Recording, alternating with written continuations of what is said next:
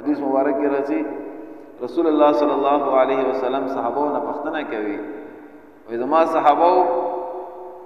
تاسو مفلس پیژنو چې مفلس چاته ویل کېږي دا حدیث مبارک ګوره ما بار بار تاسو ته بیان کړی دی او دا باندې لږ سوچ وکړو چې آیا هغه مفلس چې کوم رسول الله صلی الله علیه وسلم بیان کړی هسې نه چې قیامت پر ورځ هغه زه خپل ځان په باره کې وډار شو رسول الله صلی الله علیه وسلم صحابو نه پوښتنه کوي مفلس څوک دی مفلس لغت کې ویل کېږي غریب سړی ته چې غریب وي مال دولت یې نه وي پیسې وسره نه وي نو صحابو ته دنیوي مطلب واغستلو صحابو جواب وکړو یا رسول الله صلی الله علیه وسلم مفلس خو هغه کس دی چې چا سره پیسې نه وي مال دولت وسره نه وي حضور نبی کریم صلی الله علیه وسلم ته فرمایي وینا حقيقي مفلس هغه دی چې د قیامت په ورځ باندې د ډېرو نیکو سره راشي سمې ډېرې نیکې وي راوړې وي هغه نیکو کې وي ته شی وي فرض منځونه وي نوافل پکې وي تهجد وي کړي وي اشراق وي کول اوابین وي کول زکات یې مدا کول صدقې هم کولې چاته وي کوئی مسله او کوی جوړ کړلو چاته چې کوم دی جمعات جوړې ته ضرورت جمعات مو ته جوړ کړی وي مدرسې جوړه کړې وي غریبانو سره امداد کړی وي مړه خو بس مختصر دا چې خټ ډېر نیک اعمال وی راوړي یو خټ انبار د نیک اعمالو وسره وي ولیکن وسره وي دغه انسان په دنیا کې د خلکو د حقوقو خیال نه وي ساتلی او زما عزتمندو زه ته یو مختصر خبره غیبت کول دا د بل مسلمان ورور حق وهل دي و زه خپله زندګۍ لږ سوچ وکړم چې زه صبحي نه د ماسخوتنه پورې چې صبحي راویښ شم او تر کومه پورې نه و موده شوی تر هغه وخته پورې ورځې زه څومره غیبت کوم څومره خلکو غیبت کوم او نیک عمل څومره کوم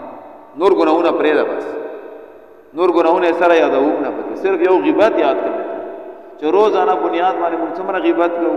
پلانکی خو ډېر ښه سړی دی خو مړی یوه خبره پکې شته یو ښه سړی دی خو خبره پکې شته خو خبره پکې شته پسې شروع شو نو غیبت باندې شروع ولا اوس روزانه بنیاد باندې موږ 90 نه زیات عملونه هغه غیبت او نور نه ګډوډ عملونه او الا ماشاءالله چې کوم دیندار خلک دی او 15 وخت مونږ گزاره دي نو 10% به هغه عبادت کوي نو و چې 10 راګټ کې مونږ بیا 80% مونږ ګناهونه زیاتېږي نو قیامت په ورځ باندې مونږ غیبت په باره کې چا پسې غیبت کړی وي نو آل دا بدله ته شوي بدله وي دی چې نیک اعمال وی ناغستلی کېږي نو رسول الله صلی الله علیه وسلم فرمایي چې یو غټ انبار د نیک اعمالو وی راوړی وي ډېر نیک عملونه وسره وي خو لیکن دغه انسان پورې دنیا کې د خلکو حقوق پاتې شوي وي نو قیامت په ورځ باندې خو الله جل جلاله د انصاف والا دی هر ورځ الله پاک انصاف والا دی نو قیامت په ورځ باندې چې چا د چا پورې حقوق ګنډه شوي وي الله پاک یو کس راغواړي تا د پورې حق دی الله پاک ما د پسې ازمکه حق دی مانه ازمکه لاندې کړي و څومره ازمکه نه لاندې کړي و یا الله پاک دې مانه چې کنده یو جیرو ازمکه لاندې کړي و اما حق ورای نه کړل نو الله علماء عزتمند ازمکه په کار نه راځي او نه چې کنده به هغه ورځ باندې بیا 100,000 او 50,000 په کار راځي په سورۃ زلزال کې راځي اذا زلزلت الارض زلزالها واخرجت الارض اثقالها زمکه وې د خپل گوجونه بهر راوباسي کم رازونه دي پکې ټول بهر راوباسي اې دې علماء کرام مختلف قسمه تفاسیر بیانوي بعض علماء بیانوي چې زمکه کې 10,000 سپینزر جواهرات پراته دي ډېر قسم معدنیات پکې پراته دي قیمتي قیامت ورځ باندې چې کله زمکه وباسي کې ټول شینه بهر راوباسي او چې انسان د هر څه ویني چې په ازمکه باندې څه وشول بیا ویا شینه چا په کار نه راځي یا 10,000 په کار راځي نه 15,000 په کار راځي او نه چې کوم د هیره په کار راځي یو شی بیا په کار نه راځي صرف او صرف په کار راځي د موږ عملونه نو یو سړی یو کس ازمکه لاندې کړی وي نو هغه خو ازمکه نشته چې وای جهان الله جل ازمکه به کې واخله ازمکه حیثیت ختم آل د حیثیت د نیکو عملونو وي نو الله جل جلاله فرښتو ته حکم وکړي د انسان نه دغه څومره حقوق دي وسره ایغه حقوق مطابق د نه کې راواخله دغه سړي په عمل نامه کې واچو اوس زه یوه خبره کوم عزتمن او زه بار بار کوم الله پاک دې مال هم د عمل توفیق راکړي والله تاسو هم د عمل توفیق ورکړي دا خبره ډېره اهم او ډېره ضروري ده ګوره قرآن چې کومې فیصلې زما عزتمندو هغه نه انکار کول په دوه قسمه دي یو انکار داسې کول چې زه د قرآن نعوذ بالله من ذلک ثم نعوذ بالله من ذلک چې زه د قرآن دا فیصله دا خبره نه منم دا باندې تاسو ټول پوهېږو چې د قرآن عظیم الشان د یو لفظ نه آیات پرېږده د یو لفظ نه د انکار وکړلو کفر او یو دا چې منم خو یې خو کولی یې نشم دته ویلی کېږي عملا انکار یعنی منو یې خو عمل پې باندې نه کوو لکه په قرآن کې زما عزتمندو د لور او د خور او د ترور او د ټول میراث کې حقوق بیان شوي دي چې پلانکي دمره حق دی پلانکي دمره او دمره غټ غټ کتابونه په دا باندې لیکلی شوي دي علما کرام یې بیانوي امون جام کې الحمدلله ثم الحمدلله اوس خو ډېر خلک دینداره شول هم او ځان ته یک دینداره خو الا ماشاءالله که چېرته یو مدرسې لا یا یو مفتی لا یو کس راغلی وي چې یاره مفتی صاحب ما دومره دومره جایداد دی او دومره مې زامن دي او دومره مې لوران دي او دغه رشتې دي دا راله تقسیم ده یو قسم نه راځي یو سړی داسې نشته چې وایي چې یاره مفتی صاحب ته ما د حساب کتاب وکړو ما د حساب کتاب دا راله په بچو تقسیم کړه لورانو له مې پکې خپله حساب ورکړه زامنو له مې خپله حساب ورکړه هېڅوک هم نشته منو یې نه لور حصه د خور حصه موږ منو نه ځان سره نو ګوره زما عزتمندو اوس بله ورځ مې خبره چا سره کوله خپل کور خبره وه مور ته مې ویل ما چې حق وغواړه ترې نه مماګانو نه ځمکه یې داسې واخله هسې ګپه مې سره لګولو وایي مور مې راته ویلي دي چې که حق دې وغوښتو نه دې بخته ما نیا یادوله الله دې اوس وبخت کې وفات شوې ده نو پلار مې ناسما وله جواب ځکه ورنکړو ما داسې نه زړه یې پې ازار شي مور مې خفه نه شي پلار مو ته یې ډایرکټ ورته خبره وکړله چې په دا خبره باندې الله پاک تا مور هم نسي دا خبره زه تاسو ته هم کوم عزتمند موږ ډېرې پرې داسې وکړو چې خور که حق غواړي ډایرکټ ورته وایو چې که حق دې وغوښته په کپن کې مې چې مخ ونه کسې که حق دې وغوښتو چې موږ را نه شي دا شان دې مور مې ته وایي چې بچې که زامنو نه مې د حق وغوښتو نه دی بخته دا حق ویله تا ورکړه که الله ویله ورکړه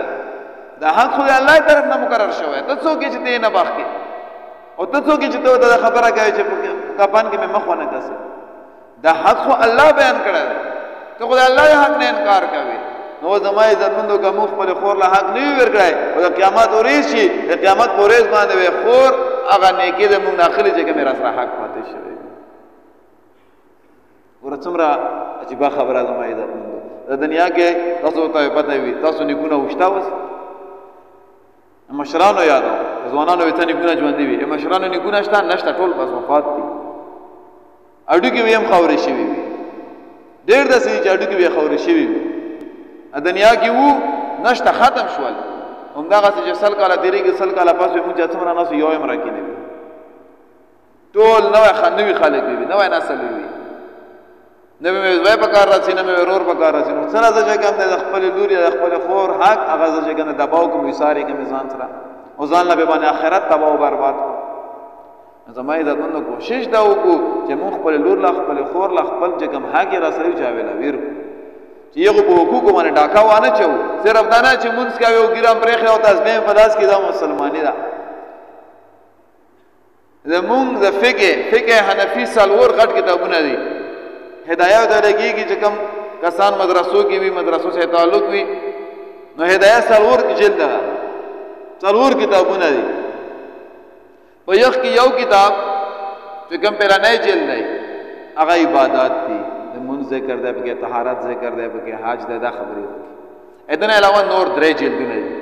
درې غټ غټ کتابونه دي هغه درې وړو کتابونو کې د معاشره کې ژوند تیرول د خلکو حقوق دا تفصیل سره بیان شوي نو ګوره چې کوم د الله حقوق دي ای په یو کتاب کې ذکر کړی دي او چې کوم معاشره کې ژوند تیرول دي او د خلکو حقوق دي په درې کتابونو کې ذکر کړی چې هغه ډېر اهم او ډېر ضروری دي زما عزتمند صرف په مونځ نه چې صرف مونځ دې وکړلو او ګیره پرې خوله او تصویر راواغستله وایي چې بس جنت ټیکه ما واغستله جنت دومره آسان نه دی حضور نبی کریم صلی الله علیه وسلم دغه معاشره کې د خلکو حقوق بیان کړي دي نو زه خپل خبرې لا واپس راځم. رسول الله صلی الله علیه وسلم فرمایي چې یو غټ انبار د نیکو عملونو به سره وي، ډېر نیک اعمال به راوړي، خو لیکن د انسان پورې وي په دنیا کې د خلکو حقوق ګنډه شوي او یې نه وي ادا کړي. نو قیامت پر ورځ یو کس راسي، الله جل جلاله وي هغه فرښتو د حکم کوي د انسان د نیک عمل راخلا او چې چا به پورې حق تړلی شوی دله یې ورکوه. یو نوی راخلي نیک عملونه به بل کسان نورو کسانو له ورکوي. آخر دا چې دغه انسان چې کوم نیک عملونه مکمل صفر وشي، زیرو وشي، ختم وشي، او بیا هم څه خلک داسې وي چې هغه حقوق یې پاتې وي. خلک الله ته عرض وکړي یا الله پاکه موږ سره انصاف وکړه، یا الله پاکه ما حق سره پاتې دی، دغه نیک عملونه خو ختم شول. الله پاک ملائکو ته حکم وکړي چې دا چا حقوق پسې پاتې دي دغه ګناهونه راواخله او دغه سړي په عملنامه کې واچوه چې چا پسې حق پاتې عملونه ورته راواغستلی شي، بد عملونه ګناهونه ورته راواغستلی شي، دغه سړي په عملنامه کې شمار کړی شي. دوی نه وي کړي خو دا عملنامه کې شمار کړی شي ځکه چې دغه حقوق یې پسې پاتې دي. او بیا رسول الله صلی الله علیه وسلم فرمایي چې الټه جهنم ته وغورځولی شي. دا حقیقي مفلس دی، صحیح مفلس، صحیح غریب انسان دی. نو اسې نه زما عزتمنو چې په دنیا کې زموږ پورې د خلکو حقوق ګنډه شوي وي او موږ د هغو حقوقو خیال نه ساتو او په هغې وجه باندې موږ د جهنم فیصله ونه شي.